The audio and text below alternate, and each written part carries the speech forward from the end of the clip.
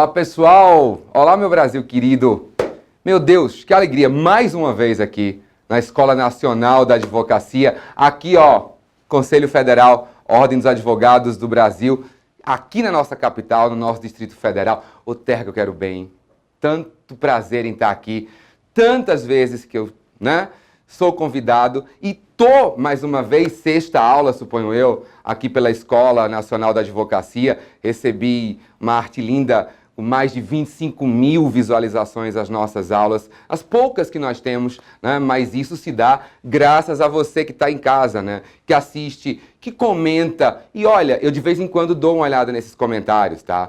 E super importante que você deixe positivo ou negativo. Eu sei que não é nada pessoal contra mim, mas muito pelo contrário. Esse seu feedback, esse comentário que você faz, tanto para elogiar, ao qual eu agradeço com tanto carinho, mas também para fazer uma crítica construtiva, isso é bom não só para mim, mas é bom para todos os meus colegas que passam por essa bancada, em que a Escola Nacional traz com tanto carinho, com tanto zelo aqui para Brasília, para que nós possamos fazer essa gravação, disponibilizar não essas aulas, mas essas conversas que a gente tem sobre esses temas jurídicos de tantas áreas, porque tudo isso, como eu já disse em outras aulas minhas, é feito para você que está aí, para o meu colega advogado, para a minha colega advogada, para todos os acadêmicos de direito do Brasil, que são uma grande massa do nosso canal no YouTube, do canal do Conselho Federal da Ordem dos Advogados do Brasil. Então, eu mais uma vez só tenho a agradecer, E para que eu já comecei, produção? Meio que nem me apresentei direito,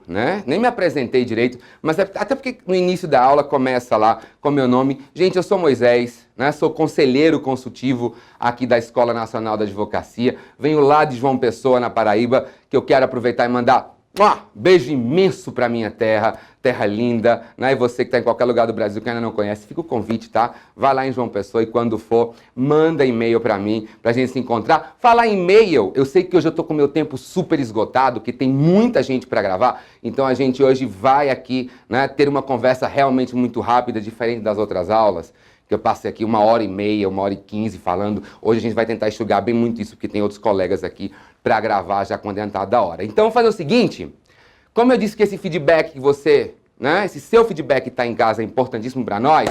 Ô, produção, eu quero o e-mail da Ena, na minha tela aqui, por favor, aparecendo aqui embaixo, tá? Para todos os meus colegas, todos os nossos telespectadores do Brasil inteiro poderem mandar um e-mail para cá. Gente, ó, a aula de juizado especial que eu gravei, há quase um ano, suponho eu. O juizado especial e o Código de Processo Civil já vai em mais de 16 mil visualizações. Eu recebo e-mails, tá? Praticamente toda semana. E assim, eu só quero pedir uma desculpa que nem sempre eu posso dar um feedback imediato, responder com algumas dúvidas que surgem, Porque além de advogado, eu sou professor de graduação, de pós-graduação, viajo por causa também da Ena, por ser conselheiro consultivo, palestro fora. Então, ó, se me manda um e-mail, às vezes tem só um pouquinho de paciência, que assim que possível eu te dou um feedback. Mas pode mandar para a Escola Nacional, para esse e-mail que está aparecendo aqui na sua tela, que as meninas, a Camila, a Vilma, elas me transmitem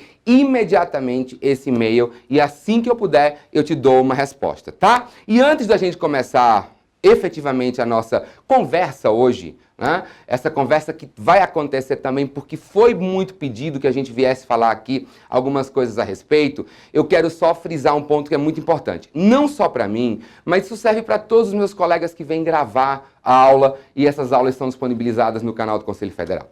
Gente, é o seguinte, nós, quando estamos aqui gravando, nós temos uma responsabilidade, claro, de apresentar um material que muitas vezes vem com súmulas, vem com enunciados, que vem com jurisprudências, enfim, eu estou falando no contexto geral, não necessariamente toda aula vai apresentar súmulas, enunciados ou jurisprudência. Mas o que importa é que tudo que nós dizemos hoje na gravação vale justamente essa data que nós estamos gravando. Eventuais modificações, que podem vir amanhã, ou depois de amanhã, ou semana que vem, nós não temos como prever isso. Nós não temos bola de cristal, nós não somos videntes. Então nós sabemos o quanto né, a justiça tem mudado de entendimento, às vezes de uma forma muito rápida, de uma forma muito brusca, né, súmulas são canceladas, outras, né, saem em substituição a algumas, também alguns enunciados, a dependerem dos encontros que acontecem, há uma mudança de entendimento jurisprudencial de uma hora para outra, de uma turma ou do próprio plenário do STJ, ou até mesmo do Supremo Tribunal Federal, enfim, não importa. O que importa, e que eu deixo bem claro para você, é que você pode estar assistindo essa aula hoje, que eu gravei hoje, daqui a 3, 4, 5 meses, tá? Mas assim, te juro que não só eu, mas todos os meus colegas que passaram por aqui, nós nos preparamos para o dia da gravação. Então eu sei que aí no canal aparece mais ou menos a data e o tempo que faz que essa aula está disponibilizada. Então, eventuais modificações que tenham acontecido durante, né, o decorrer de que essa aula foi disponibilizada, isso infelizmente nós não podemos nos responsabilizar, porque isso foge, claro, aí do nosso controle, isso foge do nosso poder, tá? Então, quando você for dar uma olhadinha na aula, vê lá quanto tempo faz que ela está disponibilizada. Não necessariamente ela vai estar desatualizada. Não é isso que eu estou dizendo. Eu estou dizendo apenas que em algum tópico específico, em alguma passagem que eu fale ou que outro colega fale, alguma súmula, como eu disse, algum enunciado, algum entendimento jurisprudencial, pode ter sofrido alteração, tá? E, obviamente, a gente, como eu disse, nós não temos como nos responsabilizar, porque a gente se responsabiliza pelo que a gente fala na data de hoje, que eu estou aqui dentro desse estúdio lindo, maravilhoso da Escola Nacional. Quero mandar um abraço imenso ao meu diretor nacional, diretor José Alberto Simonetti, lá do estado do Amazonas, a minha vice-diretora Carolina Petrarca, aqui do DF, do distrito, e aos meus colegas de bancada aqui no Conselho Consultivo da ENA, minha querida Valentina Jungmann de Goiás, Eduardo Lemos do Rio Grande do Sul, enfim, Bito também, todos os meus colegas aqui que fazem parte da Escola Nacional, tá? Então vamos, que não, a professora vai começar a reclamar comigo, vão começar a fazer assim, vai, parou, falou. Então, vamos colocar o tema da aula na tela? O que é que vocês pediram? Vocês pediram, eu venho. Vocês não pedem, vocês mandam. E titio aqui obedece. Então eu vou fazer o seguinte, põe o tema da aula, por favor, aparecendo agora aí na sua tela o nosso tema de hoje. Resposta do réu no Código de Processo Civil de 2015. Está aí aparecendo nesse exato momento na sua tela o nosso tema de hoje, né? O tema dessa nossa conversa, que vai ser breve, né? Volta aqui para mim. Breve porque eu podia passar 2 horas. 2 horas e meia. Vocês sabem que eu adoro me mostrar aqui na frente. Vocês sabem que eu adoro estar de frente a essas câmeras, esse clima de estúdio, né? Esse carinho que eu sou recebido. Vocês sabem que eu adoro. Então eu poderia passar 2 horas, 3, mas não dá. Disseram que hoje tem que ser rápido mesmo, que eu não posso atrasar, inclusive, os meus colegas que estão aqui, tá? Então, sem maiores delongas, vamos ver o que é que aconteceu, né? Eu sei que o Código de Processo Civil já está vigendo há mais de 2 anos, tá? Mas tem muita gente que está aí, que estudou pelo Código Antigo, ou que está se preparando para fazer uma prova, até mesmo da OAB, ou algum outro concurso, e está meio que querendo aqui que a gente teça alguns esclarecimentos sobre a resposta do réu. E é isso que a gente vai fazer agora, tá? Quando a gente começa a falar de resposta do réu, claro, né? Vai aparecer agora o primeiro slide para você, tá aí na sua tela, né? Quando a gente fala de resposta do réu, a gente fala, como você está vendo aí que eu puxei uma setinha, a reação do demandado em um processo judicial. Até porque eu não gosto muito dessa terminologia réu para o processo civil. Sou professor de processo há 12 anos. Eu prefiro a terminologia demandado, promovido. Eu acho réu uma coisa muito ligada ao processo penal, tá? Mas você está vendo aí que eu coloquei uma reação do demandado em um processo judicial. Então, claro que essa reação é derivada de uma ação, né? E essa ação quem teve foi o autor. Então, na hora que o autor ele distribui a petição inicial dele, né? Ou seja, ele tomou um ato de agir e o demandado, até porque toda ação, principalmente na jurisdição contenciosa, ela leva uma pretensão, e o slide está aí na tela para você, né? E você vai só acompanhando o slide para ir frisando e ao som da minha voz aí no fundo, né? Então, como eu estava dizendo, a jurisdição contenciosa, o autor, quando ingressa com a ação, ele ingressa, claro, pretendendo alguma coisa.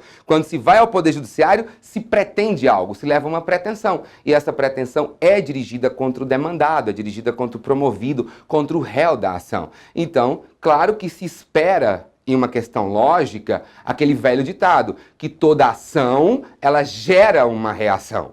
tá? E o réu, obviamente, o demandado, o promovido, ele tem esse direito a reagir a essa pretensão que é dirigida justamente contra ele. E por isso que eu frisei, você está vendo aí no slide que está na sua tela, né? Produção, deixa o slide até que eu mande voltar para mim. Então, você está vendo que inclusive aí embaixo eu coloquei que isso deriva de uma das mais importantes garantias constitucionais que nós temos, que está lá no artigo 5º da Constituição, que é a garantia constitucional do contraditório e da ampla defesa. Ó, vou inclusive frisar aqui para você, né? Ó, aqui, ó, sublinhando aqui esse princípio, essa garantia constitucional do contraditório e da ampla defesa, que está lá, né, para você no artigo 5º da nossa Constituição Federal. Eu estou colocando, adoro mexer nesse negócio aqui que me botam para que eu possa fazer com o dedo aqui. A galera da produção manja super bem, Ramon, Kiko e toda a galera, abraço para vocês, pessoal da edição. Então você está vendo aí na tela. Então volta aqui para mim, né? Volta aqui, voltou. Então você já viu que, né? Quando a gente fala no direito de resposta, obviamente se deriva dessa garantia que é um resguardo pleno de um Estado democrático de direito. Se nós vivemos em uma democracia que nos foi tão cara, né, nós temos esse direito de ninguém ser julgado, de ninguém ter um bem seu privado, até mesmo, aí eu vou entrar na esfera do processo penal sem nenhuma autoridade para isso, mas inclusive da sua liberdade de ir e vir ceifada sem que lhe tenha sido garantido o contraditório e a ampla defesa. E justamente o contraditório, e hoje, principalmente no contexto de contraditório que nós temos, trazido pelo novo Código, né? Inclusive como normas fundamentais, você vai lá no artigo 9º e no artigo 10º, né? O Código fez uma revolução nessa situação de contraditório, inclusive importando da Alemanha o princípio da vedação das decisões surpresas, né? Coisa que, nossa, atrapalhava inteiramente a vida da advocacia. Então, claro que uma pessoa que tem uma ação interposta contra ela, tem esse direito constitucional, essa garantia, é cláusula pétrea de se defender e de apresentar uma resposta ao Poder Judiciário. Claro que esse direito também lhe é subjetivo, né? Ninguém pode obrigar ninguém a apresentar uma resposta, ou apresentar uma defesa, ou apresentar um contra-ataque. Não, ninguém pode obrigar. O Estado, ele cumpre com o seu dever legal e com o comando constitucional e com a norma fundamental do Código quando oportuniza o demandado a apresentar a sua resposta no prazo legal que é estabelecido por lei. Se a pessoa vai ou não fazer isso, se ele vai ou não apresentar algum tipo de resposta ao Estado no prazo que lhe é concedido, isso o Estado não pode se responsabilizar. E nem se pode depois alegar cerceamento de defesa quando se tem prova concreta nos autos que o Estado seguiu o contexto legal e oportunizou essa reação. Mas se a pessoa dormiu no ponto, ficou silente, não reagiu a essa ação, o Estado não pode se responsabilizar. Tá? Então, como a gente colocou, é uma garantia constitucional, garantia essa que foi transportada como norma fundamental. Dá uma lida lá, né? Falar e dar uma lida, ó, é bom você esteja acompanhando minha aula com o seu códigozinho de processo civil. Esse aqui é da Escola Nacional, foi distribuído para várias partes do Brasil, mas se você não tem, esse aqui, né? Qualquer coisa manda e-mail para cá, naquele e-mail que eu botei aqui, pede que talvez eles te mandam. Meu diretor vai me matar com isso. Mas, ó, faz o seguinte, manda, né? Mas se não tem, tem algum código aí, então abre. Que é mais fácil para você, até porque a gente vai precisar, em virtude do nosso tempo hoje escasso, de que você acompanhe algumas coisas comigo aqui pelo Código de Processo Civil, né? Sou apaixonado completamente por isso. Então, ó, é o seguinte, então você já viu, né? O autor provocou a jurisdição. Tirou a jurisdição da inércia, que lhe é uma característica peculiar, e essa ação, que o autor também usou um direito constitucional, né? Essa ação dele abre o direito a uma reação do réu. Uma reação que, como eu disse, também deriva de um comando constitucional e que ele usa, obviamente, aqui, se ele quiser, né? Produção, o troço travou aqui, porque eu fui inventar de mexer, né? Mas eu vou tentar aqui conseguir, tá?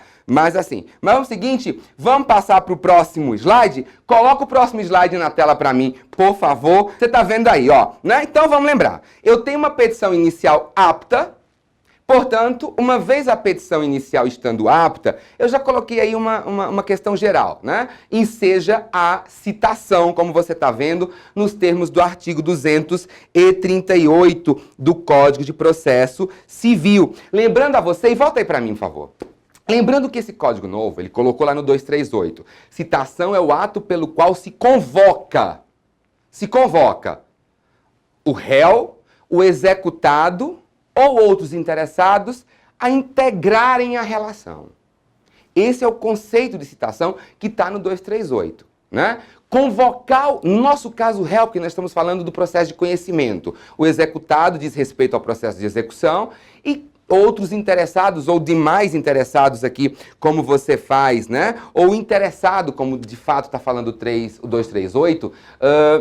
E aí, quando fala convocar o réu, executado ou interessado, isso porque, produção, vou aqui para o quadro. Isso porque nós sabemos que a nossa relação processual, em termos de configuração subjetiva, nós temos uma configuração tríplice.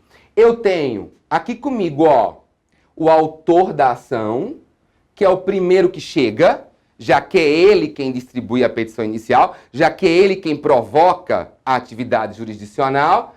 Depois dele, quem tem o primeiro contato, né, com a petição dele é o juiz, é o Estado, né? Até porque lembra que o Código de Processo diz: o processo inicia-se por um ato da parte e se desenvolve por impulso oficial. Então, o juiz vai ter contato com essa petição inicial. E aí nós sabemos que desse contato com a peça exordial, algumas consequências podem advir. Essa petição pode ter um vício sanável, situação em que o juiz vai mandar que o autor emende a petição no prazo de 15 dias, sob pena de indeferi-la. Esse vício pode ser insanável, portanto o vício é tão grave que o juiz vai ter que indeferir liminarmente, situação em que ele nem mandou citar o réu. Ele indeferiu liminarmente, lá nos termos do artigo 331, os casos de indeferimento da exordial. Então ele sequer manda citar o réu, ele já indefere liminarmente porque a petição tem um vício insanável. E lembrando também que eu ainda tenho o artigo 332, que o juiz pode pegar a petição inicial do autor e já julgar improcedente liminarmente o pedido autoral, quando se enquadrar em uma daquelas hipóteses do artigo 332. Enquanto lá no indeferimento o juiz apenas indefere a petição e extingue o processo sem resolução de mérito, o 332, que é a improcedência liminar do pedido, o juiz julga o mérito, já de forma liminar, sem sequer mandar citar o réu. E lá no 332, ele extingue o processo com resolução de mérito. Mas, não sendo nenhum desses casos, o juiz pegando a petição inicial, se eu disse que a nossa configuração de uma jurisdição contenciosa era tríplice, está faltando uma pessoa aqui. Então, o ato citatório, que está no artigo 238, quando diz convocar o réu, o executado ou o interessado, é justamente para que, uma vez citado, né, ele seja devidamente integrado. E agora sim, eu tenho a minha configuração tríplice aqui, subjetiva da minha jurisdição contenciosa. Eu tenho o autor, que é o primeiro a chegar, é o responsável por provocar a jurisdição, o juiz, que é o Estado, o sujeito imparcial do processo, que vai julgar em nome do Estado para solucionar o conflito de interesse, e aí está faltando o réu, tá? Mas o que acontece, eu quero chamar a atenção sua pelo seguinte, principalmente para os meus colegas que tiveram toda a graduação baseada no Código de 1973. Lá, a citação de fato não só convocava, mas a citação já era o ato que abria o prazo para a apresentação da resposta. o prazo de 15 dias, que não mudou no Código de 2015. Mudou apenas a contagem, porque nós sabemos que agora, no Código de 2015, pelo artigo 219, caput, esse prazo, como ele é um prazo processual, ele é contado em dias úteis. Lá no Código 73 não era assim, mas o prazo era o mesmo, apenas a contagem era diferente. Então, lá em 73, a gente tinha essa citação que já abria o prazo para que o réu, para que o promovido apresentasse a contestação. Ou a defesa dele, a resposta, a reconvenção, enfim. Uma série de respostas que nós tínhamos no Código 73 e que foi agora tudo condensada no Código 2015. E o que acontece? Nesse novo código, não. Porque nesse novo código, nós temos o fortalecimento dos meios alternativos de solução de conflitos de interesses. Conciliação, mediação, arbitragem, veio tudo com muita força. Inclusive, está como norma fundamental logo no início do código. Então, o que acontece? A citação agora, ela necessariamente não é para que o réu apresente defesa. O réu pode ser citado, por exemplo, para comparecer à audiência de conciliação lá nos termos do artigo 334, que se você der uma olhadinha no 334, você vai ver aí todo o rito da audiência de conciliação e mediação. Claro que naquelas causas em que o direito seja disponível, que o direito permita a transação, o juiz deve, né, encaminhar para o núcleo específico de conciliação e mediação, ou se na unidade judiciária não tivesse núcleo, ele mesmo deve fazer. Então o réu, em algumas situações, pode ser citado não para apresentar resposta, mas ele pode ser citado para comparecer à audiência, tá? Ou então, a gente já pode ter, por exemplo, uma petição inicial que traga um pedido de tutela provisória, de urgência, e o juiz aprecia essa liminar e aí manda que intime o réu já para cumprir o teor da liminar, que ele concedeu, que ele deferiu. Vamos colocar aí, por exemplo, uma tutela de urgência satisfativa, né? E aí, em seguida, ele é citado para ou comparecer à audiência ou para apresentar a sua resposta. Então, volta o e-mail, volta esse slide na tela, o meu slide, por favor. Volta aí o slide número 2. Então, você está vendo, né? Petição inicial, apta, citação. Tá? Mas lembra que essa citação não necessariamente vai ser para abrir aí o prazo para resposta. Essa citação pode ser, por exemplo, para que ele compareça à audiência de conciliação e mediação nos termos do artigo 334, né? E aí volta aqui para mim. Lembrando que, uma vez a citação sendo para comparecer essa audiência do 334, o não comparecimento injustificado de uma das partes, isso se configura ato atentatório à dignidade da justiça. E a parte que faltar vai ser punida com uma multa que vai ser revertida em prol do Estado. Então, o autor na petição inicial, lá pelos requisitos do artigo 319, ele já tem que botar na própria petição inicial de forma expressa se ele está disponível ou não para a conciliação. E aí, se ele disser que está ou se ele não disser que está, essa audiência a gente sabe que ela só não acontece se ambas as partes, elas de forma expressa, disserem que não tem interesse em conciliar. Aí essa audiência vai ser cancelada. Mas se um só disser que tem interesse, a audiência vai ser mantida. Mesmo que as partes cheguem lá, o conciliador tente, o mediador tente e não consiga. Vai se lavrar o termo negativo e o processo vai voltar a correr pelo procedimento normal do 335, que é esse que nos interessa a partir de agora. Tá? Então, ou seja, você já viu aí, eu vou passar para o meu próximo slide. Então, olha aí o próximo slide. Portanto, o que é que aconteceu aqui no Código de 2015? Você está aí na sua tela nesse exato momento. As modalidades de resposta do réu no Código de Processo de 2015. A gente tem aí a possibilidade que o réu responda com a contestação, em que ele vai se defender efetivamente. O réu pode reconvir ao seu autor, apresentando uma reconvenção, que é um contra-ataque que ele faz ao autor, né? Ou seja, gerando aí uma acumulação de leads, e a gente vai falar sobre isso um pouquinho mais tarde, mas também o réu pode ingressar com impedimento ou suspeição, tanto da pessoa do juiz ou da juíza, como do membro do Ministério Público ou de qualquer auxiliar da Justiça, tá? Então você está vendo aí que hoje o Código de Processo de 2015, ele concentrou as modalidades de resposta do réu aí, havendo essa né, essa concentração procedimental justamente para tentar desburocratizar.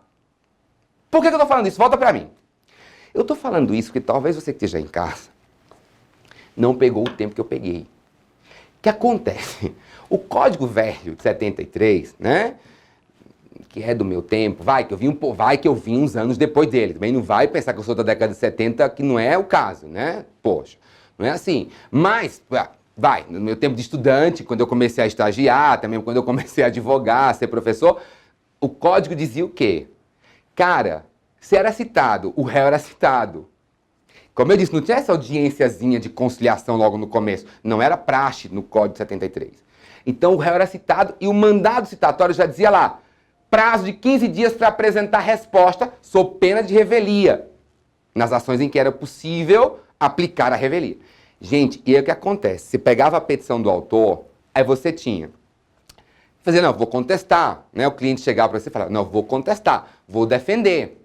Mas eu também vou contra-atacá-lo, vou entrar com a reconvenção. Aí quando você olhava lá, o juiz tinha deferido para o autor o benefício da justiça gratuita. Aí você dizia, poxa, o autor é rico, ele pode pagar. Como assim ele teve a cara de pau, a ousadia de pedir justiça gratuita? E o juiz deferiu os beneplácitos da gratuidade judicial. Aí quando se olhava, o autor tinha errado o valor da causa. Errado propositalmente. Aí você tinha que preparar uma contestação, aí imprimia contestação. Aí preparava uma reconvenção, imprimia a reconvenção. Preparava impugnação ao valor da causa, imprimia a impugnação. Preparava impugnação à justiça gratuita, imprimia a impugnação. A gente chegava naquele fórum pendurado de papel, cai aqui, cai acolá, né? Porque era o processo físico. Cai aqui, cai acolá, para protocolar todas essas peças de uma hora só.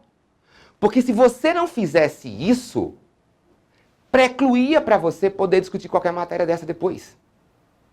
Então agora nós tivemos uma unificação, graças a Deus. Eu me lembro de um caso de uma colega que mandou a estagiária, e claro, a gente tinha que imprimir 2 vias, né? E ainda tinha aquele carimbo, original, cópia, porque você tinha que colocar a original no protocolo e a sua cópia você botava naquela máquina lá, que o pessoal do fórum, né, do protocolo, botava naquela máquina, passar aquele númerozinho do seu protocolo, da data, hora, né? E aí uma colega minha falou, na época, isso, antes da vigência do CPC, que a estagiária pegou e errou. Entregou o que era cópia, que muitas vezes alguns escritórios não imprimiam tudo, porque às vezes contestações com 50 laudas, eles imprimiam as 5 primeiras só para ter o número do protocolo na tela.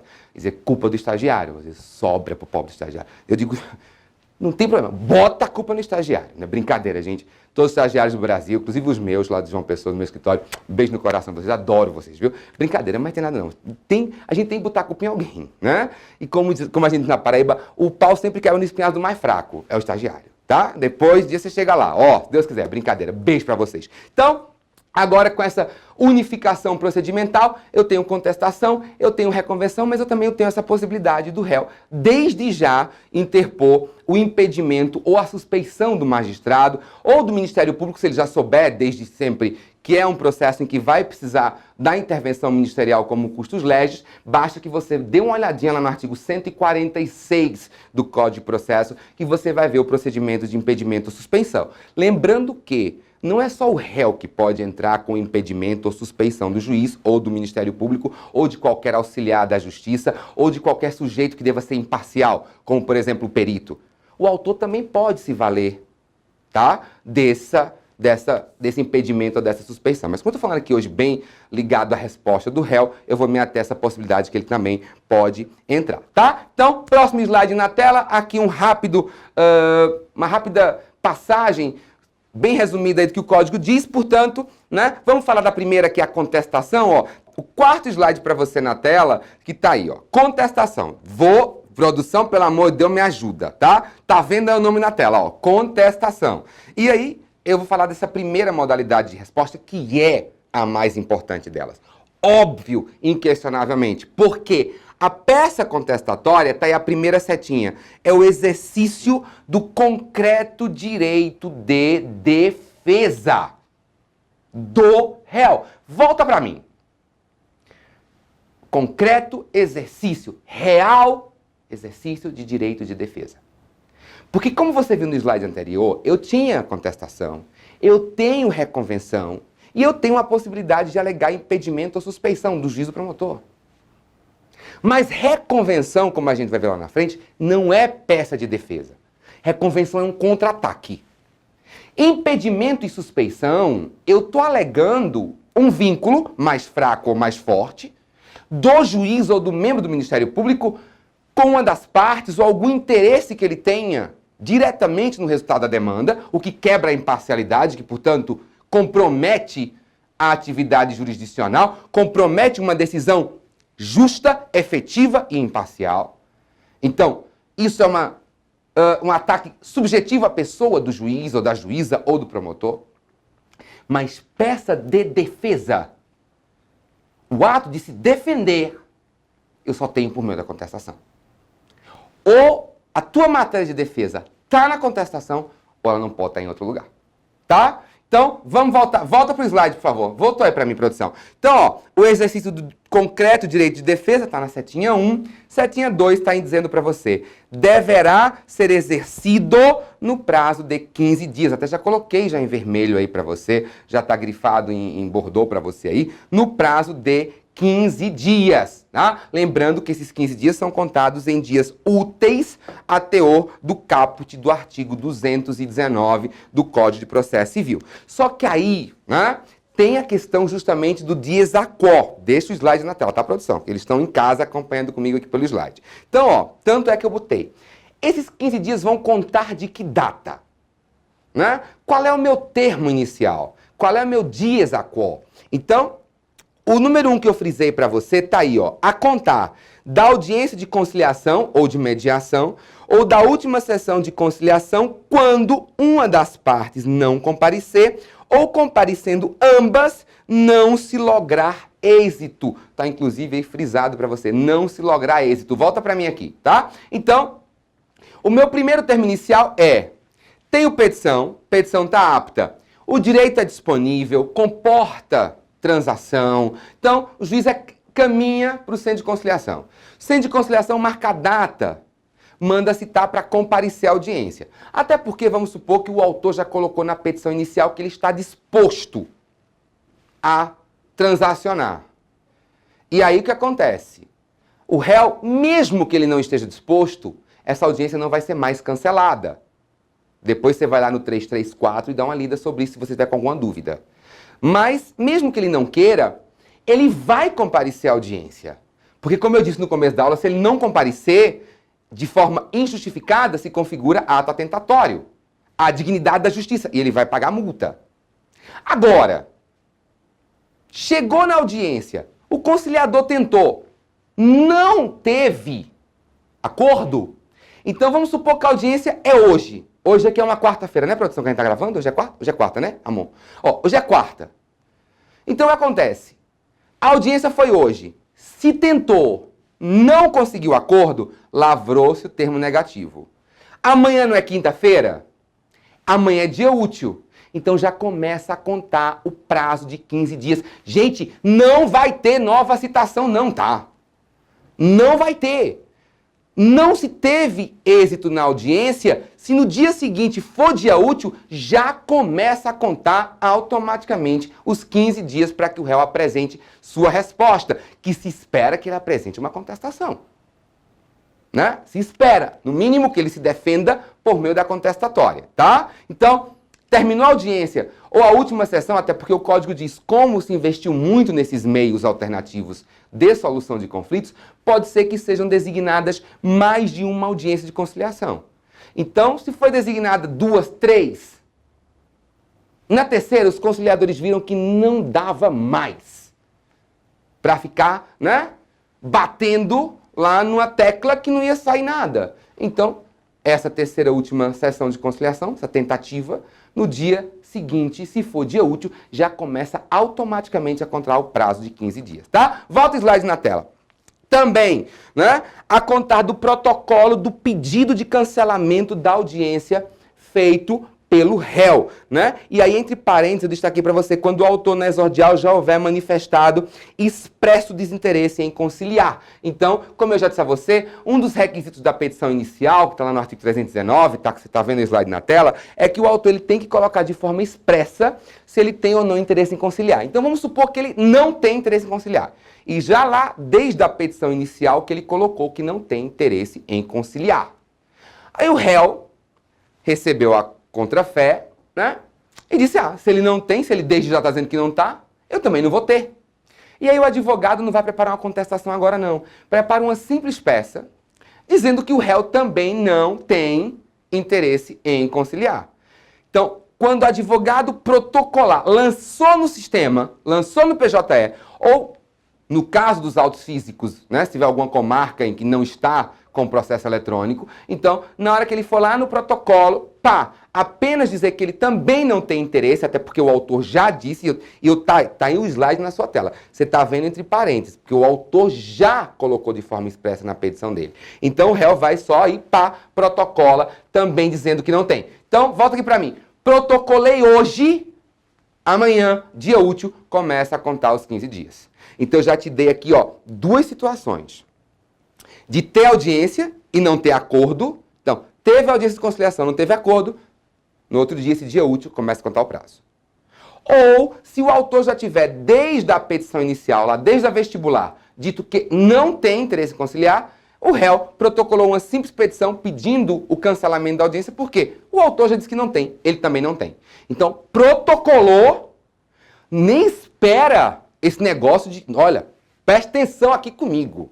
Não vem com esse negócio de esperar que a audiência seja cancelada, não. Não. Você protocolou, meu irmão, hoje.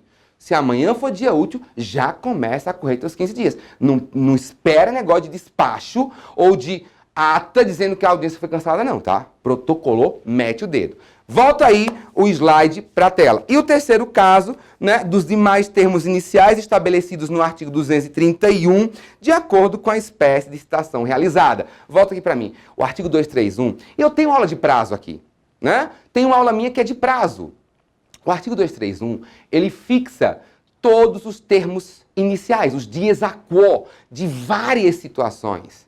Então, por exemplo, né, é um direito que não permite transação.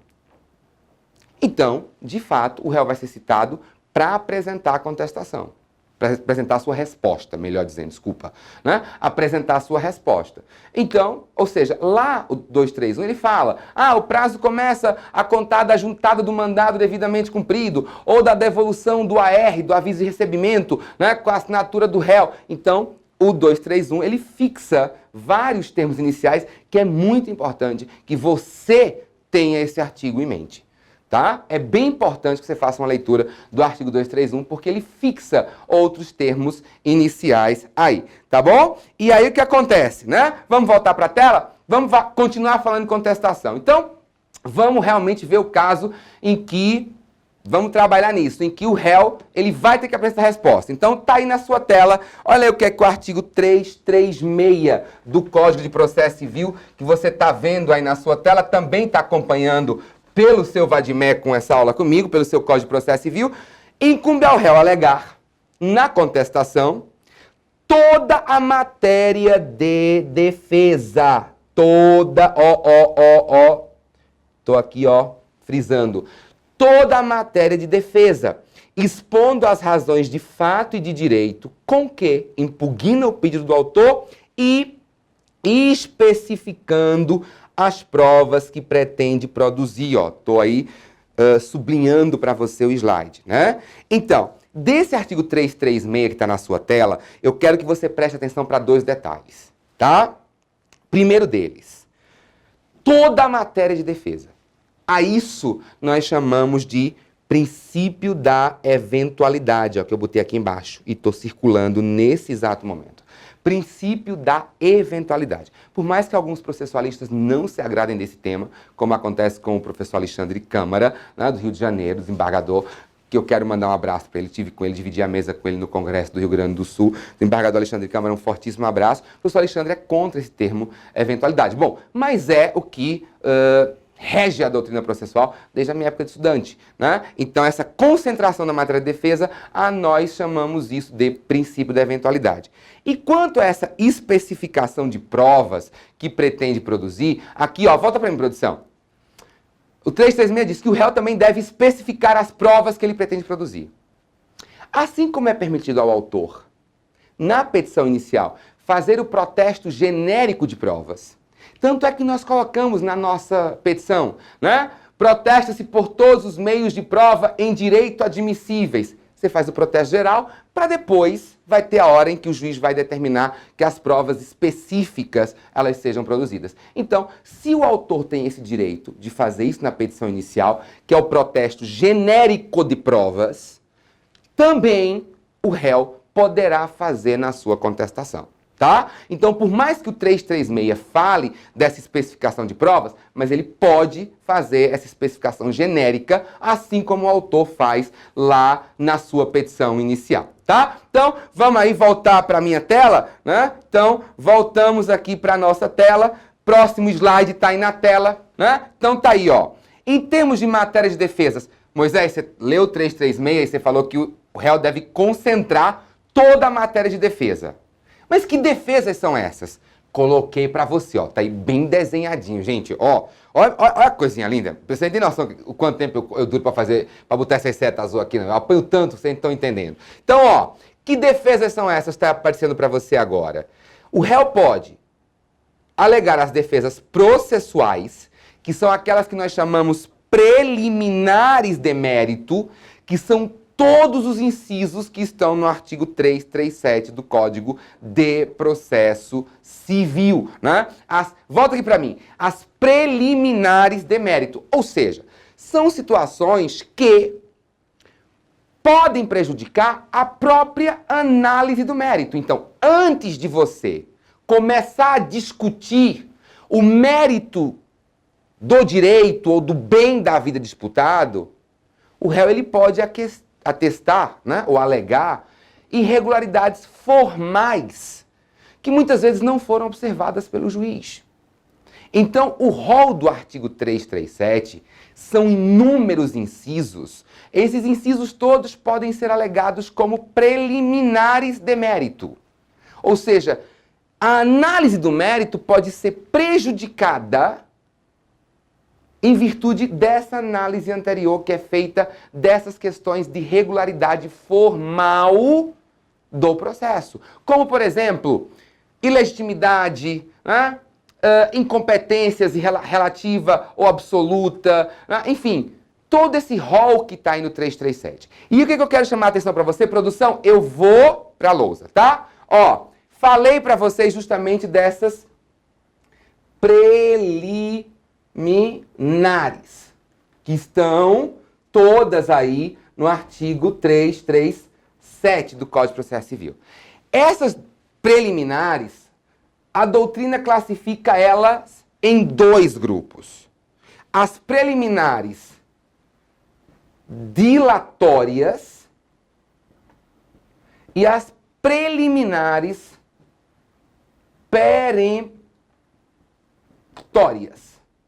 Tá? Moisés, qual é a diferença aqui entre as preliminares dilatórias e as preliminares peremptórias? A diferença é bem simples. Se você elabora a contestação e levanta primeiramente essas preliminares, a depender, vou pegar aqui meu códigozinho de processo, ó, a depender da produção, chega aqui um pouquinho, ó, a depender de qual desses 13 incisos você está alegando, 337 está aqui no meu dedo. São 13 incisos, ele começa aqui e vai até aqui. São 13 incisos.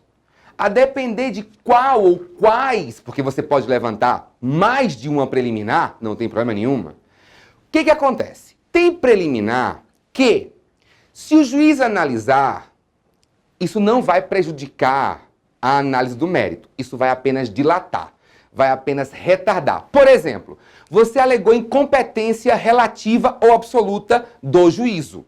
Isso é uma preliminar que nós consideramos ela dilatória. Por quê?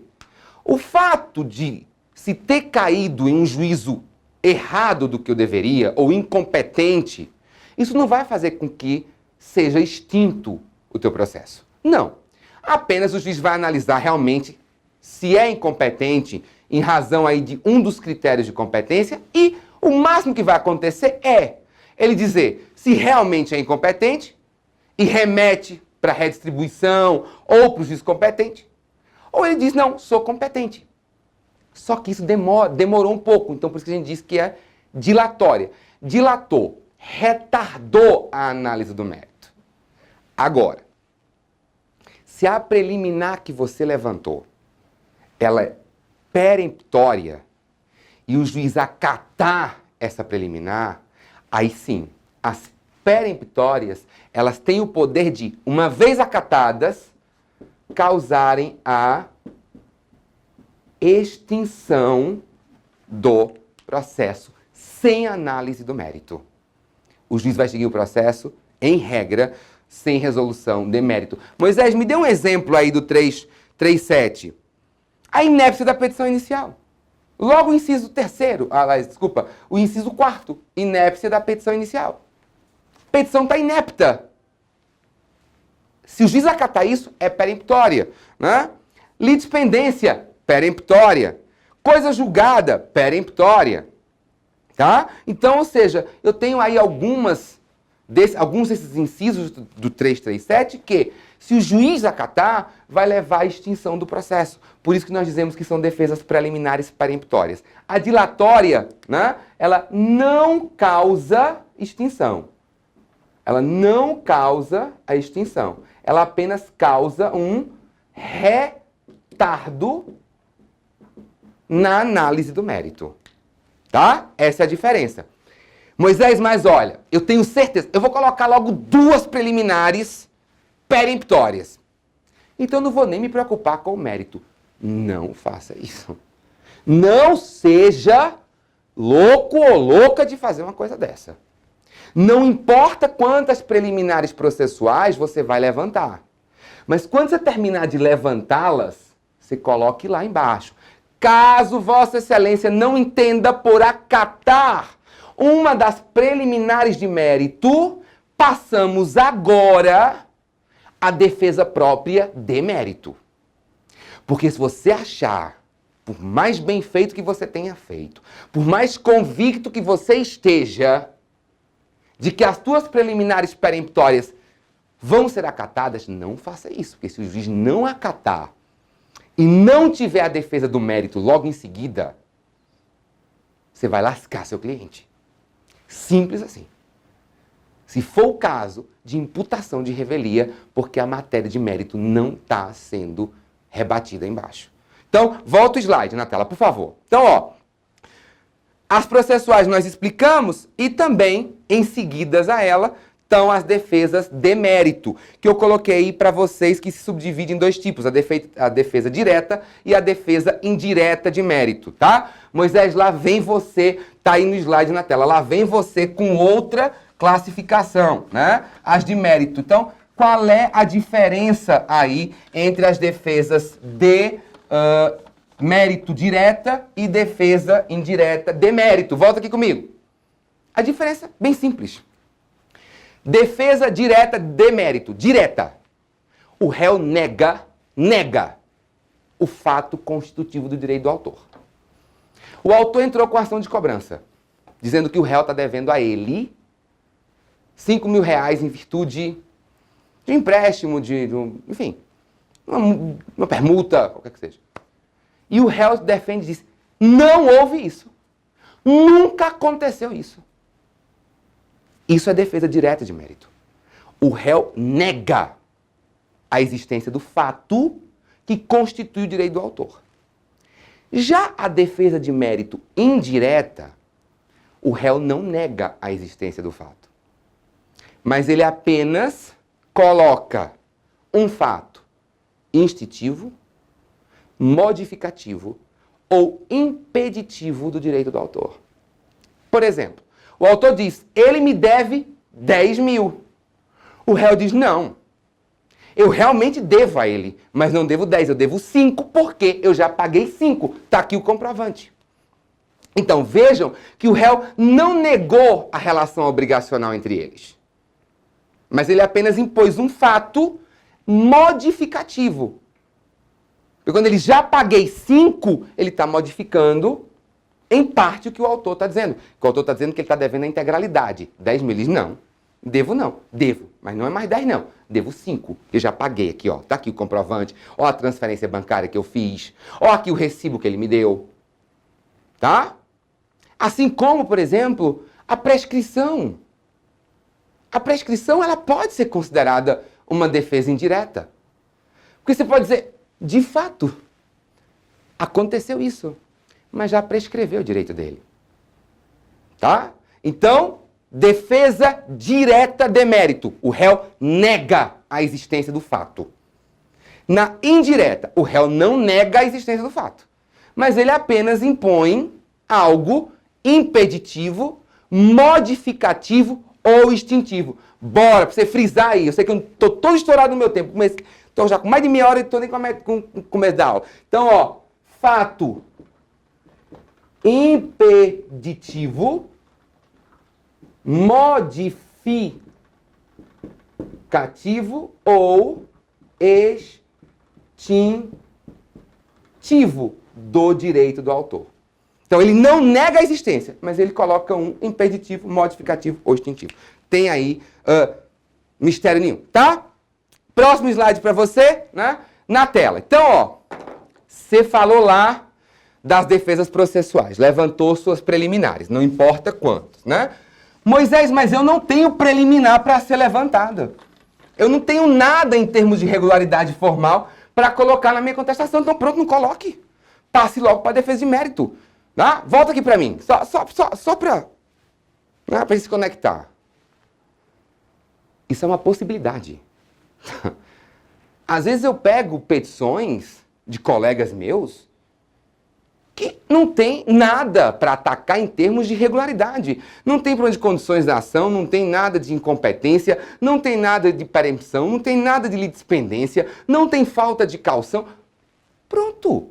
Então, se eu não tenho preliminar de mérito, eu não sou obrigado a botar. Nenhum daqueles incisos do 337, que são inclusive cognoscíveis de ofício pelo juiz, mas eu não sou obrigado a colocar. Tá? É só se tiver. Se não tem preliminares, então, ó, porra, galera, desculpa, passa, me empolga aquele negócio. Ih, vou levar um carão horroroso. Ó, o que acontece? Passa logo para a defesa de mérito. Passa logo, tá? Então, quanto a essa defesa de mérito, passou agora a realmente tratar do mérito da questão. Bota o slide na tela aqui. Então, ó, quanto à defesa de mérito, eu coloquei aí. O nosso código, ele estipula aquilo que nós chamamos, como você está vendo aí, ó, de ônus, né? Ônus da impugnação especificada dos fatos, ó. Tô circulando aí para você.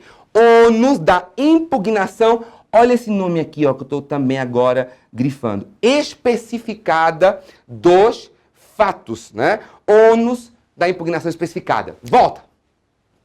Ônus da impugnação especificada. Está lá no caput do artigo 341.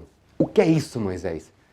Fato dito é fato que tem que ser rebatido, sob pena de ser presumido como verdadeiro. Então, se o autor disse lá, fato 1, a carne veio assada, você tem que rebater e dizer, não, a carne veio cozida. O autor disse lá no fato 2, a carne veio numa panela de pressão. Não, a carne veio numa frigideira. Então, cada ponto fático que o autor colocou na exordial, você tem que impugnar especificadamente na sua contestação.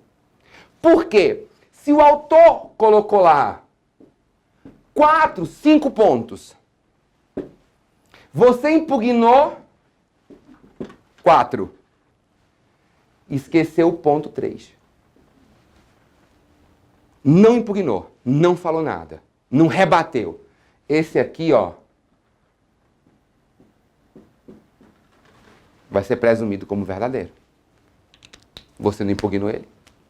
Tá? Volta o slide agora.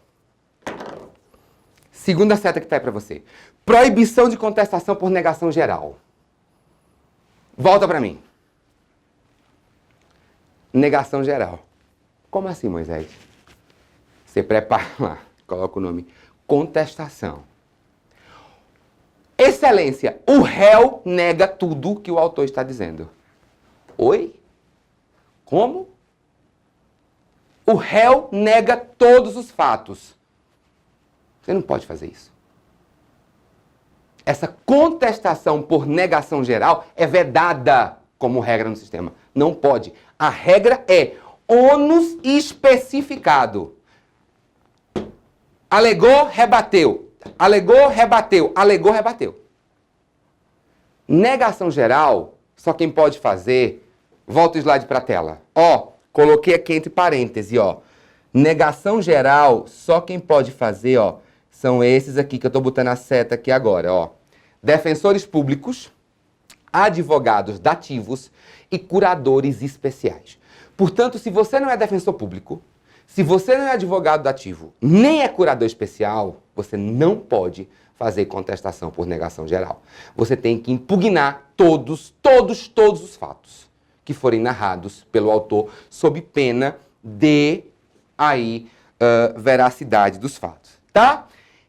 E ó, o momento de você alegar toda a matéria, de você impugnar, é na contestação. Sabe por quê? Porque depois que você protocolar, você jogou a contestação, precluiu o seu direito de alegar novas matérias de defesa futuramente, salvo aquelas que são conhecíveis de ofício. Fato. Porque jogou para. Processo não é caranguejo que anda para trás. Procedimento é marcha para frente. Então, protocolou a contestação. Eita, esqueci de colocar tal coisa. Foi, Inês é morta. Esqueceu? Já foi. Inês é morta. Literalmente. Caixa alta negrito. Por quê? Porque o próprio código diz que, uma vez protocolada a contestação, novas alegações de fato de defesa só podem ser aduzidas quando? Na tela produção, por favor. Aí, ó, o novo slide. Artigo 342.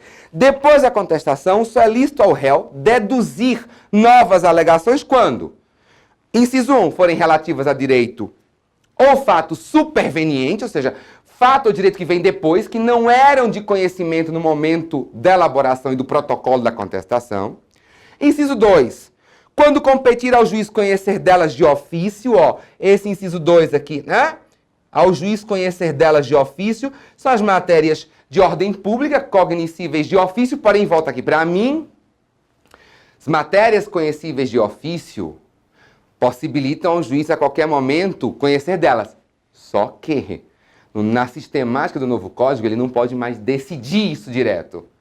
Lá, em virtude do artigo 10º da vedação das decisões. Ou seja, o juiz pode conhecer da matéria de ordem pública, mas detectou, jogou a bola e intima as partes para debaterem isso. Tá? Então, o artigo 9º e 10º, essa amplitude que se deu ao contraditório, e esse princípio da vedação às decisões surpresas, isso não proíbe o juiz de detectar as matérias de ordem pública. Detectar ele pode. Ele não pode detectar e já decidir como ele fazia com o Código de 73. Agora ele detecta e, ó, vamos discutir a matéria. Aí depois ele decide, mas pelo menos ele dá às partes. Ele oportuniza que as partes discutam com ele. E uma discussão com direito a interação, com direito à literal formação de opinião. Tá? Então, volta o slide para a tela. E quando por expressa autorização legal, puderem ser formuladas em qualquer tempo e grau de jurisdição. Na verdade, é praticamente a mesma coisa aí, esse artigo, esse inciso 2 e 3 que você está vendo aí no slide da sua tela. Tá? Volta aqui para mim. Então, seja, você viu que concentra tudo, tá? Depois disso, só se enquadrar em um desses casos, o 342. E agora tem um negócio que eu quero chamar a sua atenção. Põe novo slide na tela, por favor. Que é melhor que eles fiquem olhando para o slide que para a minha cara, né? Devem estar abusados. Ó, o que acontece? Tá aí, ó. Atenção, botei de vermelho para você. as regras do 338 e 339. Volta para mim. O que acontece? Uma das preliminares de mérito que o réu pode alegar é ilegitimidade. Ele dizer, ei, eu não sou parte legítima para figurar como réu. Eu não tenho legitimidade passiva ad causam. Então, o que acontece? Se o teu cliente, ou você vai alegar isso na contestação, você vai dizer que o seu cliente é parte ilegítima para figurar no polo passivo, o código determina agora que você, ao levantar a sua ilegitimidade, você tem a obrigação, você tem agora o dever legal de indicar, portanto, quem seria o legitimado. Se você está dizendo que você não tem, então quem é o legitimado? Vai para a tela, por favor. Slide. Ó, caso o réu levante sua ilegitimidade passiva, ó, aqui, botando para você, incumbe a ele indicar quem ele reputa ser o legitimado, sob pena de arcar com as despesas processuais e de indenizar o autor pelos prejuízos decorrentes da não indicação. Volta para mim. É semelhante. Acontece, no Código de 2073, nós tínhamos um dos casos de intervenção de terceiros, era aquilo que nós chamávamos de nomeação à autoria. Nessa reformulação do Código de 2015, nomeação da autoria ela foi retirada como intervenção de terceiros e foi reajustada para cá. Porque essa regra que está esculpida no 338 e no 339, gente, vem do direito romano. Essa regra é do direito romano. Né? A nominatio auctoris. Então, nomeie quem é o autor. Indique quem é. Se você está dizendo que não é, indique, sob pena de você ser responsabilizado e ter que indenizar o autor pela falta de sua indicação, ou dessa indicação que é tão essencial. Tipo, você saber quem é o titular e não indicar. Tá? E aí, ó, o que acontece? Vou passar para o próximo slide. Joga aí, que é uma pergunta. E se o réu, alegando sua ilegitimidade, tá a pergunta na tela, não souber precisar o verdadeiro legitimado para ocupar o polo passivo da demanda, o que fazer? Então a perguntinha que está aparecendo na sua tela. Tá, Moisés, você está dizendo que o réu, ele está alegando a legitimidade dele, mas ele tem que indicar quem é. Beleza. E se ele não souber? Volta para mim. Se ele não souber, o que é que faz? Vamos ver? Vamos ver? Próximo slide aí que vai aparecer a resposta para você agora. Primeiro, ele deve alegar expressamente. Tá aqui, ó. Botei aqui para você e vou, inclusive, grifar, né? Ele deve alegar expressamente que desconhece quem é o legitimado, até mesmo para que ele possa se desincumbir da obrigação de reparar o dano ao autor, né? Porém, eu frisei para você embaixo aqui, ó, que essa responsabilidade ela é subjetiva, né? Ou seja, necessita-se, né? Volta aqui para mim, necessita-se da comprovação da culpa do réu para que ele não se desincumba de indenizar. Portanto, o autor tem que provar que ele sabia e agiu culposamente para dizer que desconhecia. Então, se isso ficar comprovado depois, ele vai ser obrigado a indenizar o autor da ação. Então, ele não sabe quem é. Ele declara expressamente, mas óbvio, eu entendo que não basta uma simples declaração, ele tem que fazer algum indício de prova concreta de que desconhece, né?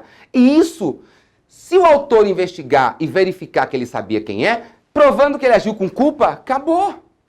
Acabou, né? Isso é o próprio teu, inclusive, do enunciado. Volta o slide para a tela para o meu aluno acompanhar, né? Isso está apenas aí, ó, inclusive no enunciado 44 do FPPC, né? Tá aqui, ó, embaixo, botei entre parênteses, enunciado 444 do FPPC, né? Moisés, o que é FPPC que você circulou aí agora no slide que está na tela? Fórum Permanente de Processualistas Civis, tá? Você pode encontrar isso aí lá no site. Então, volta aqui para mim. Alegou ilegitimidade, tem que indicar quem é. Se não sabe, declara expressamente, faz indício de prova, pronto. Em regra, se desincumbe, até que o autor prove que você sabia, que o réu sabia, e que deixou de fazê-lo por uma conduta culposa. Tá? Mas aí, Moisés, Caso o réu faça, ele diga que é ilegítimo e ele fez a indicação. Feita a indicação, o juiz manda intimar o autor para se manifestar sobre isso. Slide na tela, por favor. Então, ó, o juiz mandou intimar. Caso o autor aceite a indicação, que foi feita pelo réu, pelo primeiro réu, que está alegando ser ilegítimo, ele procederá à alteração da petição inicial em 15 dias para as devidas substituições. Só que ó, agora que eu vou grifar aqui para você, ó, né? Reembolsando as despesas e arcando os honorários ao advogado do réu excluído. Tá aí, acabei de grifar para você. Então volta aqui para mim. O réu alegou ilegitimidade, mas apontou quem era. O juiz manda intimar o autor e diz: se manifeste sobre isso. Aí o autor diz: tá, eu aceito a indicação que ele está fazendo. O juiz diz: beleza, você tem 15 dias, portanto, para fazer uma espécie aqui de emenda inicial e fazer as devidas substituições. Só que esse que alegou a ilegitimidade, ele vai ser excluído. Porque ele não indicou quem era o legitimado. Então, se ele indicou quem era o legitimado, ele vai ser excluído. Se ele vai ser excluído, nada mais justo que o autor, que é quem incumbe saber quem é o réu da sua ação, saber quem é a parte legitimada, que, poxa, ele arque com as despesas e os honorários, porque para o cara pegar e preparar uma contestação e alegar ilegitimidade, ele teve que contratar um advogado. E o advogado cobrou por isso. Então, já que o autor aceitou a indicação, poxa, então ele que arque com esse valor que o advogado cobrou, que o advogado do réu cobrou, para preparar essa contestação, já que o cara vai ser excluído. Mas o código colocou aqui, tá? E eu vou chamar a sua atenção, que o código colocou aqui a possibilidade, vou especificamente para você, no parágrafo 2º do artigo 339, né, que o autor ele pode indicar, aceitar, aliás, a indicação, mas querer que o réu inicial também permaneça em litisconsórcio passivo com aquele que ele está indicando. Então, aqui, parágrafo 2º diz: no prazo de 15 dias, o autor pode optar por alterar a petição inicial para incluir como litisconsorte passivo o sujeito indicado pelo réu. Então, o autor pode ter duas condutas aí. Ou ele aceita a indicação e exclui o réu que alegou a ilegitimidade, arcando com as despesas e honorários, ou ele diz: tá, eu aceito, mas eu não acho que ele deva ser excluído. Eu acho que ele deva permanecer. Então eu vou incluir quem ele está indicando e ficam os dois no processo. O que gera um litisconsórcio passivo ulterior. Tá bom? Então, tá acompanhando direitinho tudo aí? Beleza, simbora. Então, vamos seguir aqui. É somente o slide aqui cooperar comigo. Cooperou. E, obviamente, eu não posso... Eu tô com quanto tempo, produção de aula, por favor? Então, já tô. Caramba, vamos correr aqui um pouquinho. O que acontece? Contestação que eu tinha que falar para você era isso. Então, nós já falamos da primeira resposta do réu. E a mais importante delas. Que é a peça, como eu disse, concreta de defesa. Quando eu falo em defesa do réu, eu falo em contestação. É uma resposta, porque é uma das modalidades que ele pode se valer. Mas é a resposta concreta para o ato de se defender. As outras não servem para isso. Ele pode até se utilizar, mas cada um tem a sua finalidade. E a finalidade da contestação é a defesa. Defesa que ele tem, bora revisar. Concentrar toda a matéria dessa defesa, que podem ser defesas processuais, que são as preliminares de mérito. Todos os incisos do artigo 337 podem ser levantadas como preliminares de mérito, que podem ser dilatórias ou peremptórias, e as defesas de mérito propriamente ditas, que vêm após as preliminares. Defesas de mérito, que pode ser defesa direta, quando o réu nega o fato constitutivo do direito do autor, ou defesa indireta de mérito, quando o réu não nega o fato constitutivo. Ele apenas impõe um impeditivo, modificativo ou extintivo desse direito. Tá? Lembra, negação geral, não. Não pode colocar lá: excelência, o réu vem apresentar contestação dizendo que é mentira tudo que o autor está dizendo. Oi, produção, não pode não. Tá doido? Pirou? Estava estragado? Não. O que acontece? Não pode. tá? Negação geral, vou levar tanto caramba pro pessoal de hoje. Meu diretor, ó, negação geral, só defensor público, advogado dativo e curador especial. Se você não é nenhum deles, você não pode fazer isso. Moisés, eu não estou entendendo esse negócio. Gente, imagina o seguinte, você é defensor público de uma vara. O réu é citado por edital, porque está em lugar incerto e não sabido. Aí o Código diz que tem que ser nomeado um curador especial. Aí o juiz chega e nomeia você, que é defensor público da vara, para você apresentar uma contestação. Proforme, mas tem que apresentar. Poxa, se o cara está em local incerto e não sabido, como é que você vai sentar com ele para conversar? Para saber impugnar ponto por ponto. Né? Então, contestação por negação geral só em casos bem específicos e só é permitido à Defensoria Pública, aos advogados ativos e aos curadores especiais. Se você não é nenhum deles, impugnação especificada, tá? Só que aí, gente, antes de chegar em reconvenção, eu sei que estou tudo atrasado, mas antes de chegar em reconvenção, é o seguinte, eu não posso deixar de falar de reconvenção sem falar de um fato processual que deriva diretamente da ausência de contestação. Porque, como eu disse, o réu ele tem à disposição dele a contestação, a reconvenção e também pode levantar o impedimento ou suspeição do juiz, do Ministério Público, dos auxiliares ou de qualquer outro sujeito imparcial, como está lá a partir do artigo 144, 145, 146 do Código de Processo Civil. Pois bem, só que imagina que, aberto esse prazo, o réu não apresentou contestação. Ou apresentou essa contestação intempestiva.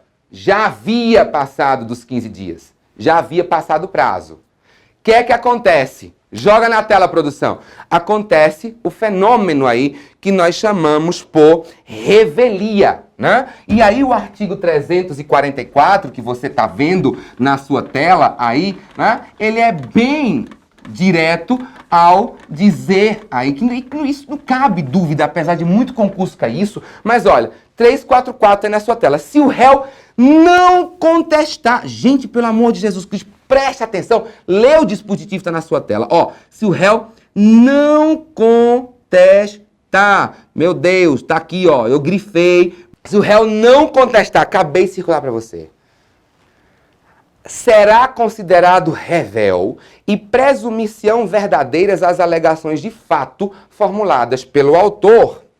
Então vem para mim, não é difícil. Moisés, o réu foi citado, ou não teve acordo na audiência, começou a contar o prazo, e ele apresentou uma reconvenção. Ah, mas ele apresentou uma resposta. Então ele não pode ser revel, ele vai ser revel. Se for o caso, ele vai ser revel. Porque reconvenção não é peça de defesa. E volta na tela. O 344 está falando de não contestar. Portanto, volta aqui para mim e para o quadro.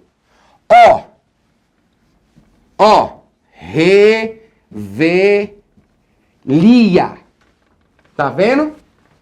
Revelia. Ausência de contestação. Não é ausência de manifestação. É muito diferente uma coisa da outra. Porque o réu até pode se manifestar nos 15 dias. Mas se ele não apresentar a contestação, ele vai estar sujeito aos efeitos da revelia. Porque o 344 fala em ausência do ato de contestar e não do ato de se manifestar. Porque ele pode apresentar, como eu disse, uma reconvenção sem ter contestado. Mas reconvenção não é peça de defesa, reconvenção é contra-ataque. Então, mesmo que ele tenha se manifestado, ele usou uma modalidade de resposta que o Código permite a ele, mas não é a modalidade de defesa. E revelia é ausência de defesa. É um fato processual decorrente da ausência de defesa. Tá? Portanto, não tem que confundir e às vezes alguns concursos colocam isso. Próximo slide, por favor. A revelia ela produz aí dois efeitos que você está vendo na tela. O efeito material, né? Eu coloquei bem esmiuçado para você que está em casa e acompanhando. Eu sei que eu estou falando mais rápido nessa parte final, mas isso por causa do nosso tempo, né? Então, o primeiro efeito, que é o efeito material, você está vendo aí, que é o principal, presunção de veracidade das alegações, né? Portanto, claro, se o cara não apresentou defesa, então todas as alegações que são feitas pelo autor serão presumidas como verdadeiras. Mas, tá aí no seu slide, vá acompanhando comigo. Mas eu coloquei em vermelho, ó. Essa presunção ela é relativa. É uma presunção iuris tantum. Isso porque tá na seta seguinte. Ao réu é autorizado a contraprova, desde que ele ingresse a tempo de produzi-las. Vem aqui para mim. O réu foi citado, ou teve audiência e não teve acordo, ou protocolou o cancelamento, mas não contestou. Então, não contestou. Presumem-se verdadeiros os fatos. Beleza. Só que essa presunção, como eu disse, é relativa. Por quê?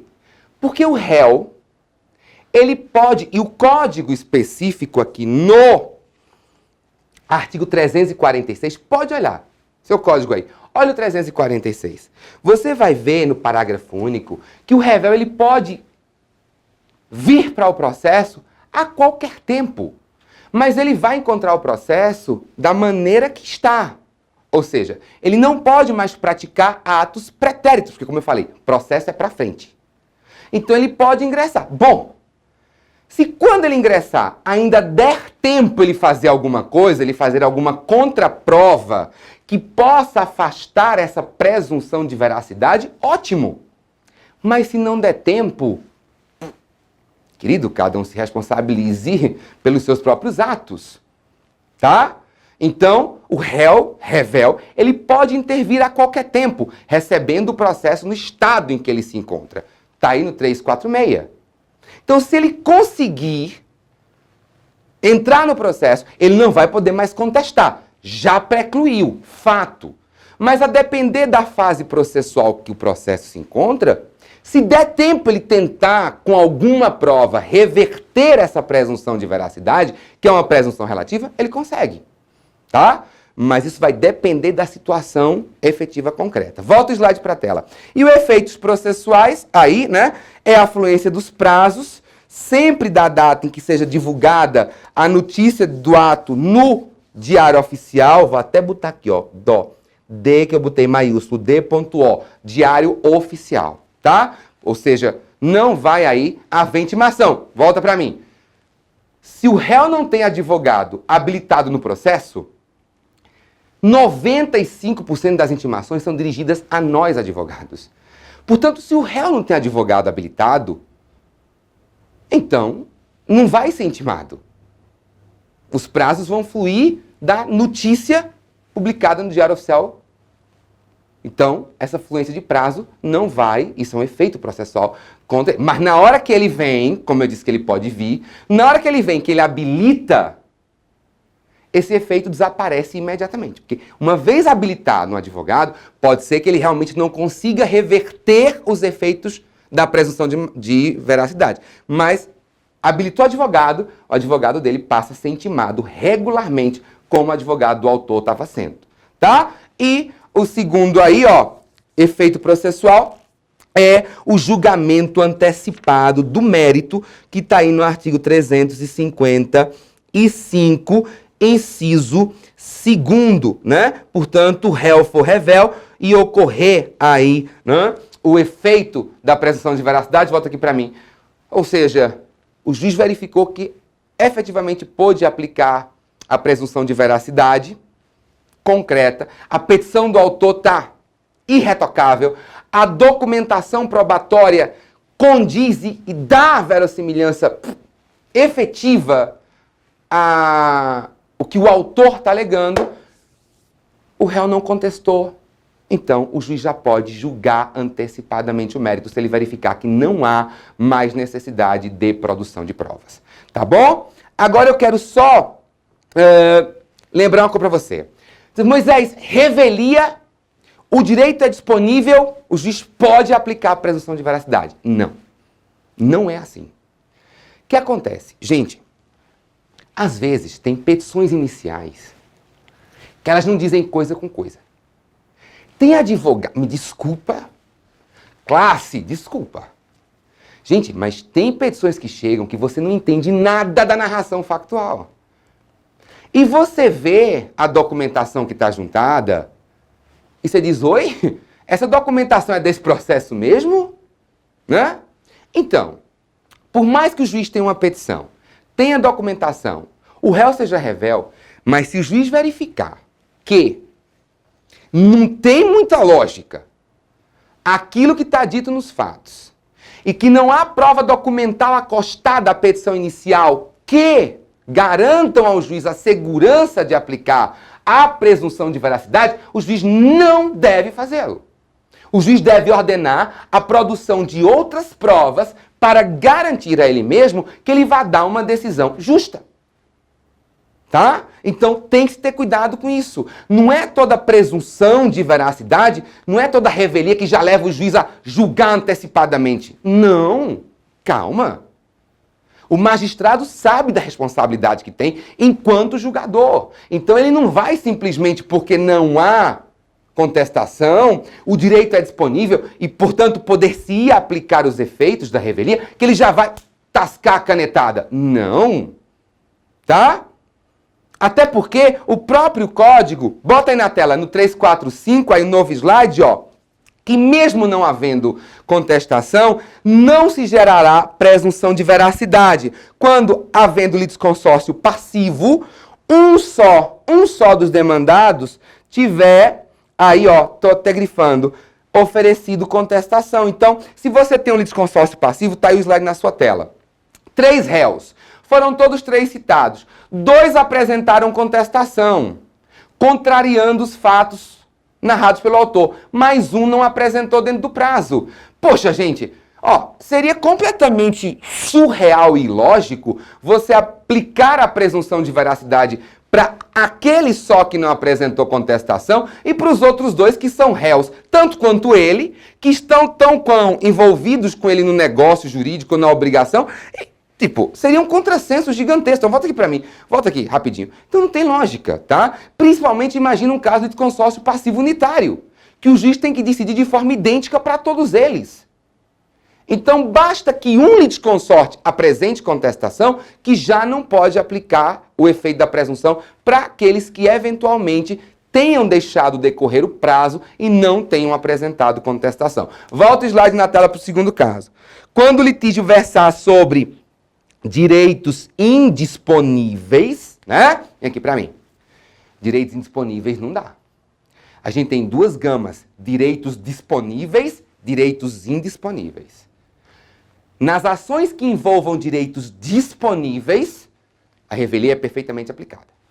Nas ações que envolvam direitos indisponíveis, mesmo que não haja contestação, não se pode aplicar a presunção de veracidade. Dê um exemplo, Moisés. Olha, a ação de investigação de paternidade, por exemplo. Né? O réu é citado, o suposto pai. Deixou decorrer o prazo, não apresentou contestação.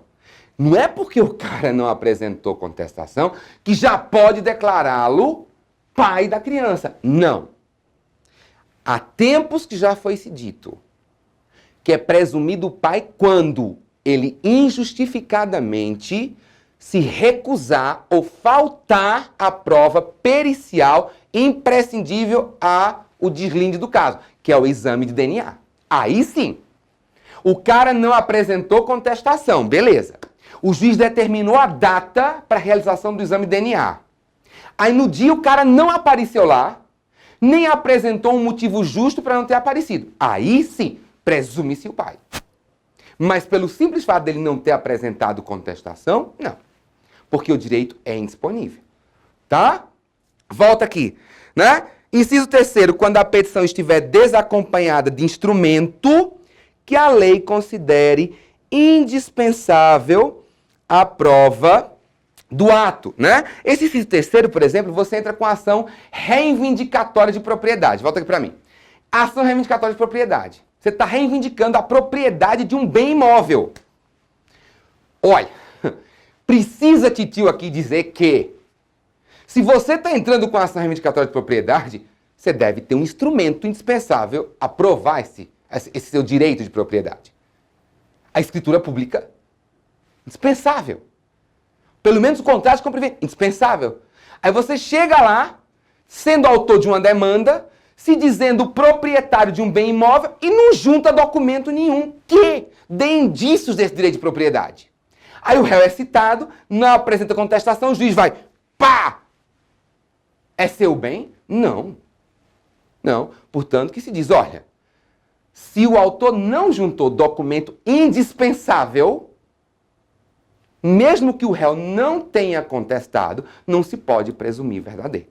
E, por fim, último quarto caso aí, ó, quando as alegações do autor forem inverossímeis ou estiverem em contradição com a prova constante. Foi aquilo que eu já falei no início, né? Portanto, nem sempre a petição está tão mal redigida, está um negócio tão troncho, né? Está um meco bebê que não bate, que mesmo havendo ausência de citação, ausência de contestação, o juiz não pode aplicar revelia, tá? E pra gente finalizar, reconvenção, já tô acabando, juro, produção, perdão, mas vamos lá. Reconvenção, já falamos de contestação, falamos da revelia, que é um fato que deriva da ausência de contestação, mas o réu tem uma outra resposta, que é a reconvenção, na sua tela, por favor, produção. Reconvenção, ó, eu coloquei um conceitozinho, chama-se reconvenção, a demanda proposta pelo réu em face do autor dentro do mesmo processo, o que cria aí o que nós chamamos de ampliação do objeto do processo que eu acabei circulando para vocês aqui, ó, e tô agora botando aí porque agora a gente tá se dando bem. No começo estava um desastre aqui, eu e esse troço, mas agora a gente tá se dando bem. O que acontece? Então, reconvenção, né? Volta aqui para mim, produção. É um contra-ataque do autor. É uma forma que ele tem de responder. No Código 73 tinha que ser oferecido em peças apartadas. Você oferecia contestação, se você queria contra-atacar, você tinha que preparar uma reconvenção à parte. Né? Então a reconvenção ela continua sendo uma forma de resposta do réu. Só que agora, essa reconvenção ela pode vir dentro do corpo da contestação, tranquilamente. E você não precisa nem criar um tópico específico para isso, não. Desde que o juiz, na mesma peça, ele consiga distinguir o que é matéria de defesa com o que é matéria de contra-ataque, se você souber, né? Se você for um bom redator, você vai saber unificar, né, a contestação e a reconvenção numa única peça processual, sem ter que estar lá colocando nome em caixa alta, preta, negrito, sublinhado, sei lá o quê. Né? Mas se você quiser compartimentar, você pode também, sem problema nenhum, tá? Então, o que é que acontece aqui? Vamos lá? Artigo 343 na tela, né? Portanto, ó, na contestação, é lícito ao réu propor reconvenção, né, para manifestação própria, conexa com a ação principal ou com o fundamento de defesa. Eu aí grifei para vocês, né? Portanto, você está vendo que o réu, na própria contestação, ele já pode formular o contra-ataque. Está aí o slide na tela, ele já pode formular, não tira o slide da tela, já pode formular o contra-ataque, né? Era aquilo que nós já tínhamos na vigência do Código 73, das chamadas ações dúplices, em que era já possível fazer isso, tá? Mas, ó, olha a regra do parágrafo 6 que está embaixo. O réu pode propor reconvenção independentemente de oferecer contestação. Ó, tô até aqui colocando um retângulo. O réu pode propor reconvenção independente de oferecer contestação. Volta para mim, né? Então, o que acontece? Réu quer apresentar contestação, que é defesa, mas quer contra-atacar o autor. Por quê? Esse contra-ataque dele diz respeito também ao fato e ao fundamento de defesa que está sendo discutido no processo. Então ele pode, numa peça só, condensar, que foi isso que o Código Novo fez, gente. Ele condensou muitos procedimentos justamente para prestigiar a eficiência, né? A efetividade, a celeridade. Foi um dos propósitos desse novo código. Então, ou seja, ele pode concentrar em uma peça só o conteúdo de contestação e de reconvenção, desde que ele consiga, né, ali mostrar ao juiz o que efetivamente é matéria de defesa, impugnação específica, do que é contra-ataque. Tá? Mas o cara não quer contestar, quer só contra-atacar. Pronto, o parágrafo 6 está dizendo, pode apresentar só reconvenção. Agora, saiba que, se você apresentar só reconvenção, você vai correr o risco de ser revel. Não é porque você contra-atacou, mas você não se defendeu. E revelia, como eu disse, é ausência de contestação. Tá? Então, segue aí na tela, né? Olha aí o portanto que eu fiz aí para deixar bem especificado aí para vocês estão vendo aí na tela, né?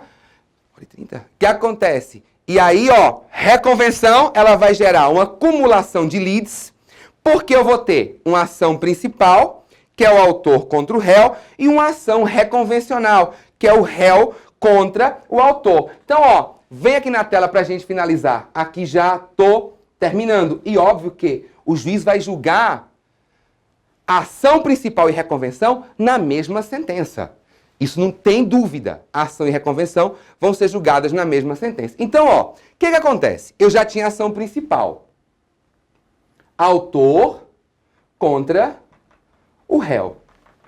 O réu foi citado, apresentou a contestação, ele se defendeu do que o autor alegou, mas ele também quis contra-atacar o autor dele. Então, eu tenho um processo só, em que eu vou usar, em um processo só, duas ações. A primeira e agora o contra-ataque do réu contra o autor. Por isso que eu botei no slide, volta o slide para a tela, por isso eu coloquei, ó, cumulação de leads, quando eu circulei, cumulação de leads. Por quê? Ó, volta agora para o meu quadro aqui. Eu passo a ter duas leads num único processo. Eu tenho a lead do autor contra o réu, que é a ação principal, e aí o réu reconvindo ao autor, eu passo a ter uma ação dele contra o autor. Ou seja, se usa-se de um único processo para ter duas ações. É aquele velho ditado, vamos matar... Peraí, produção, me ajude. Dois coelhos com uma cajadada. Eu sou péssimo com ditado popular, mas não é esse. Vamos matar dois coelhos com uma cajadada só. Tá? Mas óbvio que não é também assim, né? Se você vai sair reconvindo. Né? E eu, para poder terminar minha aula, não posso deixar de falar para você aí desses requisitos, que é o meu próximo e, prometo, penúltimo slide. Né? Requisitos gerais para a admissão da reconvenção. Né? Primeiro, o juízo da causa principal também tem que ser competente para conhecer da reconvenção, né? E aí eu falo em competência, até frisei em vermelho aí para embaixo, ó. Essa setinha 1 aqui, né? Essa setinha 1 aqui, ó, para você, ó. Em razão da pessoa e da matéria e também a competência funcional e territorial absoluta, tá? Aquele critério de competência em razão do valor da causa e competência territorial da parte geral, essa é dispensada, mas essas outras não. Então vem aqui para cá. Ó, se você é réu numa ação e você quer contra-atacar o seu autor, é óbvio que o juiz do processo principal, o juízo, na verdade, não é a pessoa do juiz, o juízo, ele tem que ter competência para julgar. Porque, como eu disse, eu tenho dois processos. Aliás, eu tenho duas ações num processo só. A ação 1, que é autor contra o réu, e a ação 2, que é o réu contra o autor. Só que são duas ações que vão ser julgadas em uma só sentença. Portanto, o juiz que vai dar essa sentença, ele tem que ser competente para analisar as duas ações. Então, vou dar um exemplo aqui do que não seria possível. A esposa entra com divórcio litigioso. O marido é réu do divórcio litigioso. Aí ele apresenta uma contestação e apresenta uma reconvenção pedindo indenização por danos morais, porque diz que ela botou um par de chip. Se eu pudesse, né? La máquina. Se a gente pudesse aquele efeito de som, né? A pessoa fala, mas não pode, já vou lavar todos. Para quem lavar um bocado de cara, um a mais, um a menos, tanto faz. Então acontece. Imagina que. Já estou no final da aula mesmo, então até não me fez, já falei aqui. Nossa senhora, ainda bem que eu tive com o presidente ontem. Lamarck, um abraço ontem na reunião com a gente. Foi fantástico, tá? Presidente, as ordens. E o que acontece? Como eu disse, entrou a esposa com divórcio litigioso contra o esposo. Aí o esposo contestou e apresentou uma reconvenção, pedindo danos morais e materiais, porque disse que ela tinha botado um par de chifre nele. Tinha descumprido um dever conjugal, o dever de fidelidade. Gente, isso não pode ser objeto da reconvenção. Ele até pode ir pleitear a indenização, apesar de que esse assunto é extremamente polêmico, e obviamente eu não vou entrar nisso aqui, mas se o cabo levou um par de chifre, isso foi público, né? Isso foi parar em rede social, se compartilhou vídeo, né? Enfim, os requisitos, essa coisa é muito, é um piso muito tortuoso que eu não vou entrar. Mas apenas o que eu quero explicar é o seguinte: essa ação de indenização ela pode até ser movida, mas só quem são competentes para apreciar e condenar e fixar quantos indenizatórios são os juízos de varas cíveis. Portanto, essa reconvenção, pedindo esses danos morais por parte do marido, não poderia ser aqui possível. Por quê? Porque o juízo da vara de família, que é um juízo especializado em razão da matéria para o divórcio, não é competente para conhecer e fixar indenizações. Isso só os juízos cíveis. Então, nesse caso concreto, esse requisito não fecharia. Então, essa reconvenção ela não poderia acontecer. Como eu disse, não é que obsta que coloque a ação de indenização, não. Mas aí vão ser duas coisas. A ação de divórcio correndo na vara de família, a ação de indenização correndo na vara cível, tá? Volta para a tela para a gente finalizar. E o outro requisito é que a reconvenção esteja conexa, circulei aqui, conexa com a ação principal ou com o fundamento de defesa. Volta para mim. Quando o código fala que a reconvenção esteja conexa, esse termo conexa que está aí não é necessariamente aquele contexto de conexão que está no artigo 55, né? Que seja um comum objeto ou a causa de pedir. Não.